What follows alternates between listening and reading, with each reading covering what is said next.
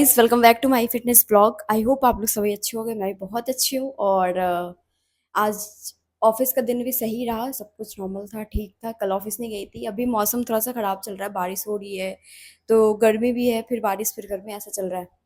Guys जो लोग मेरे चैनल में नए हो, लाइक कर लेना, सब्सक्राइब कर लेना, शेयर कर लेना, बेल आइकन दबा लेना ताकि आपको नोटिफिकेशन मिलते रहे। तो फिर चलिए आज का ब्लॉग स्टार्ट करते हैं। वैसे तो कल का ब्लॉग मैंने ऐसे नॉर्मल डाल दिया था बिग बॉस से रिलेटेड, क्योंकि मैंने कल बताया था आप लोग को विदाउट इन्फॉर्मेशन मैं कुछ भी चीज़ें नहीं शेयर करती हूँ। तो फिर आज थोड़ा इन्फॉर्मेशन गैदर किया, कुछ मुझे पता चला है और वो बहुत ही इम्पॉर्टेंट है इवन जीटी के लिए और टेकवी के लिए। तो ये दो अपडेट मैं जो आप लोग को अपडेट दे रही हूँ। तो गाइज बी सीरियस, अच्छे से ब्लॉग देखना एंड तक। आपको कोई नहीं बताएगा इतना इम्पोर्टेंट, किसी को कोई मतलब नहीं है। लोग चीज़ें शेयर कर देते हैं, दिखाते कुछ और होता कुछ और है, बट मैं आपको यहाँ पे अच्छी चीज़ें और जो रियलिटी है वही बताऊंगी। आप कहीं से भी पता कर लो, किसी से भी पता कर लो, यही सच है। तो गाइज ब्लॉग में बने रहना एंड तक। और ज़्यादा लेंथी नहीं करूँगी, मैं ज़्यादा कुछ अपडेट नहीं दूंगी, नॉर्मल ही दूंगी। बाकी आप लोग का जो कमेंट्स है उससे रिलेटेड मैं अलग वीडियोस लेके आऊँगी। जैसे कि मैंने कल बताया था कि मैं 4 दिन कंटिन्यू ब्लॉग रखूँगी एसएल से related. So don't worry, stay tuned and बने रहना, बस नथिंग। और गाइज बिग बॉस में प्लीज़ जितने भी मेरे सब्सक्राइबर हो, जो भी हो, छोटे मोटे थोड़े बहुत, जाके सपोर्ट करो पायल, कृतिका और अरमान को। मैं चाहती हूँ कि अरमान ओटीटी जीते और वो बहुत ही जेन्युइन है। प्लस मैं काफ़ी टाइम से फॉलो कर रही हूँ। देखो एक ब्लॉग में चीज़ें लोग शेयर करता है या फिर बताते हैं तो वो चीज़ें जेन्युइन होती है। ऐसा नहीं कि सब लोग फेक दिखाते हैं, और वो लोग बहुत अच्छे हैं। अगर लाइफ में रहा तो मैं ज़रूर मिलूंगी। अगर मैं यूट्यूब में किसी भी देखो बहुत सारे यूट्यूबर्स हैं, ऐसा नहीं है कि सिर्फ यही है, बहुत लोग हैं, सबकी अपनी अपनी चॉइस है, अपनी अपनी पसंद है। बट मैं इनको सपोर्ट करती हूँ काफ़ी टाइम से, स्टार्टिंग से जब ये ब्लॉग स्टार्ट किए थे तब से मैं इनको देख रही हूँ। तो आप लोग, मैं कोशिश करूँगी आप लोग भी सपोर्ट करो गाइस। और चलिए फिर स्टार्ट करते हैं आज का ब्लॉग। जैसे कि आपको पता है एससीएल में जीटी और टेक भी हायर हो रहे हैं बहुत बल्क में। इवन एक्सपीरियंस वालों को नहीं ले रहे हैं, लेकिन जीटी और टेक भी को बहुत ज़्यादा हायरिंग चल रही है। तो गाइज कुछ ऐसी इन्फॉर्मेशन मुझे मिली है जो कि आप लोग के लिए थोड़ा शॉकिंग भी है, थोड़ा सा कंफर्टेबल जोन में भी है, और थोड़ा कहो तो रिलैक्स भी है, थोड़ा कहो तो टेंशन भी है। बहुत सारी चीज़ें हैं तो डिस्कस करते हैं, बने रहना ब्लॉग में। तो फिर जैसे कि पता है जीटी, जो जीटी की हायरिंग होती है वो ग्रेजुएट ट्रेनिंग है, और जो टेकबी की हायरिंग होती है वो आफ्टर ट्वेल्थ होती है, हो, होती है। तो ट्वेल्थ के बाद आपको प्लस जॉब भी देती है एससीएल, और प्लस आपकी ग्रेजुएशन भी कराती है। मतलब कि आपकी स्टडी भी कंप्लीट कराती है आगे जो आपको करना है। तो उससे पहले कुछ बॉन्ड होते हैं, कुछ साइन होता है। प्लस उससे पहले आप किस कॉलेज में करोगे, और फिर वो जब आप ट्रेनिंग करते हो, आपको ये बात नहीं पता होगा आई थिंक, मुझे लगता है। जब आप ट्रेनिंग करते हो, जब आप टेकबी, मैं ये टेकबी वाले के बारे में बोल रही हूँ गाइस। जब आप ट्रेनिंग करते हो तो आपको पे करना होता है, वो आप पे करके फिर आपको एक बॉन्ड दिया जाता है, 5 या 4 ईयर्स का, मैक्सिमम इतने का ही बॉन्ड रहता है। तो उस बॉन्ड के बीच में आपको ये ग्रेजुएशन भी कराते हैं, या एमसीए बीसीए, आपको जो जिससे रिलेटेड आपकी इंटरेस्ट है, या फिर जो यहाँ पे अवेलेबल होता है कोर्सेज, उसके अकॉर्डिंग होती है। और किस किस कॉलेज से होती है ये भी मैं बता दूँ गाइज। ये होती है बहुत सारे कॉलेज है, ऐसा नहीं है कि सिर्फ 2-3 कॉलेज है। एक बिट्स पिलानी है, और दूसरा है आपको एमिटी यूनिवर्सिटी जो यहीं पे है 126 में। बाकी एक दो और कॉलेज है जो कोलकाता से बिलोंग करती है, जो तो वो फिर आप लोग देख लेना अपने अकॉर्डिंग। तो ये यहाँ इनका टाइप रहता है, तो उसके अकॉर्डिंग आपको ये सैलरी प्रोवाइड करते हैं प्लस स्टडी कराते हैं। अभी क्या हो रहा है, जो टेक भी हायर हो रहे हैं गाइस, वो अपनी ट्रेनिंग तो कंप्लीट कर लिया, अपनी ट्रेनिंग नो डाउट कंप्लीट हो गया। उनको बोला गया कि प्रोजेक्ट मिलेगा, बट एससीएल में प्रोजेक्ट ही अभी नहीं अवेलेबल है। ये गाइस मेन यही था कि एससीएल में अभी प्रोजेक्ट नहीं है। अगर आप लोग की हायरिंग हो रही है, और आप लोग मुझे कह रहे हो, मैसेज भी किए बहुत लोग कि मैम मेरा ज्वाइनिंग नहीं हो रहा है, मेरा इतना पेंडिंग है वगैरह वगैरह। ये इसीलिए पेंडिंग है क्योंकि अभी इनके पास कोई भी अवेलेबल प्रोजेक्ट नहीं है। तो आपको वेट करना पड़ेगा। और देखो, जिनका बॉन्ड है, जिनका टाई अप है, वो तो फंस गए क्योंकि उनका बॉन्ड है। एससीएल ने उनसे पैसे लिए हैं ट्रेनिंग के, फिर उनको दिए हैं कि आपको देंगे वो। उस केस में देखो, उस केस में भी एससीएल ऐसा नहीं कि उनको बिल्कुल छोड़ दिए हैं, बेंच पे डाल दिए हैं, ऐसा नहीं है। उस केस में भी उनको वो सपोर्ट कर रहे हैं और प्रोवाइड भी कर रहे हैं। तो जो उनकी इंटर्नशिप 6 मंथ की थी वो एक्सटेंड कर दी गई है फिर से 6 मंथ की।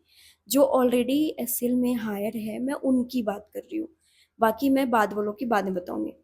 तो उनको ऑलरेडी वो फिर से ट्रेनिंग दे रहे हैं। वो बोल रहे हैं 6 मंथ में कहीं प्रोजेक्ट होगी, कहीं वैकेंसी होगी, तो ज़रूर कहीं ना कहीं मिल जाएगा, कोई प्रोजेक्ट में ये डाल देंगे। बट गाइस, क्वेश्चन ये है कि इतनी बड़ी एमएनसी, इतनी बड़ी कंपनी, क्यों नहीं है प्रोजेक्ट? आप ऐसे मतलब क्यों किसी की लाइफ से खेलना है? एक तरीके से क्या हुआ, एक बंदा बॉन्ड साइन किया, ठीक है, मेरे अकॉर्डिंग देखो, बेनिफिट भी है और उनके लिए हानिकारक भी है। एक बंदा बॉन्ड साइन किया, ठीक, एसएल उन्हें कह रही है हम आपको स्टडी देंगे, प्लस आप जॉब भी करोगे, प्लस आपको हम पे भी करेंगे, दोनों दे रही है। बट मेरे केसेस में मैं आपको कह रही हूँ, यहाँ पे जो एम्प्लॉय फंस गए हैं वो क्या करेंगे? वो तो आराम से एक्सटेंड कर दिए या सेम ट्रेनिंग। और ट्रेनिंग गाइस पता है क्या होता है? परसिप्यू ट्रेनिंग होती है, जो मैं आपको पहले बताई थी अभी। तो ये वही लोग के लिए है, इसलिए मैं सजेस्ट करूंगी आफ्टर ट्वेल्थ आप अपनी स्टडी कंप्लीट करो, ना कि आप आके जॉब करके फंस जाओ। क्योंकि आप एक जॉब जब कर रहे हो ना गाइस, तो पता है क्या है, आपको जॉब जितना मैं कर रही हूँ काम, उतना आपको करना पड़ेगा, सेम टाइम देना पड़ेगा, 9 घंटे, 9.5 घंटे। तो आपके लिए कहाँ बेनिफिट है? थोड़ा सा बेनिफिट है कि आपको जो कॉलेज की फ़ी है वो थोड़ा कम हो जाता है, 75 to 80% कॉलेज ऑफिस देती है, 25% आपको देना पड़ता है, उसमें बेनिफिट है। तो उस बेनिफिट के लिए अपनी कैरियर ना बर्बाद करें आप। एक आईटी में आना, एमएनसी में आना, बहुत सारी प्रॉब्लम होती है, बहुत सारा फ्रस्ट्रेशन होता है, बहुत सारी चीज़ें होती है। अगर आप काम टाइम पे नहीं करोगे, आपको छुट्टी टाइम पे नहीं मिलेगी, आप स्टडी नहीं कर पाओगे, तो फिर क्या फ़ायदा?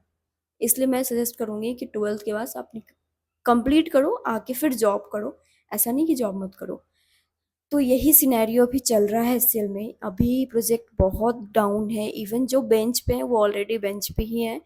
तो पता नहीं ऐसे क्यों है, ये तो मुझे भी नहीं पता अंदर की बातें।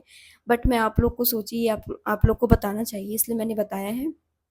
और जो ग्रेजुएट हैं उनको अभी मतलब जितनी भी हायरिंग हो रही है ना, अभी सब मोस्टली बेंच पे जा रहे हैं।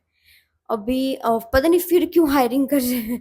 तो अभी हायरिंग, आप लोग देखो गाइस, अपनी कैरियर, अपनी चीज़ें देख लो, बहुत सारी छोटी कंपनी है जो स्टार्टअप कंपनी है, आपको अच्छी पैकेज भी देगी, ग्रोथ भी देगी। आप एक बड़ी कंपनी में आके ना फंस जाते हो, उसमें आपकी ग्रोथ नहीं हो पाती है, ये चीज़ आप नोट डाउन कर लो बिल्कुल। तो अगर आपको एमएनसी में काम करना है तो आपको, अगर कहीं से मिल रहा है छोटा या बड़ा, ये चीज़ मुझे भी नॉलेज नहीं था पहले, मुझे भी किसी ने नहीं बताया था, ये सब चीज़ें मैं देख के ही सीख रही हूँ। मैं अभी, आप लोगों को पता था कुछ टाइम पहले मेरी प्रोजेक्ट वो हो गई थी, तो मैं अभी बेंच पे गई नहीं थी, जाने वाली थी। तो मुझे खुद मतलब प्रोजेक्ट ढूंढ रही थी, नहीं मिल रहा था, और अदर अदर लोकेशन पे मिल रहा था बहुत दूर। तो वो मैं प्रेफर ही नहीं की।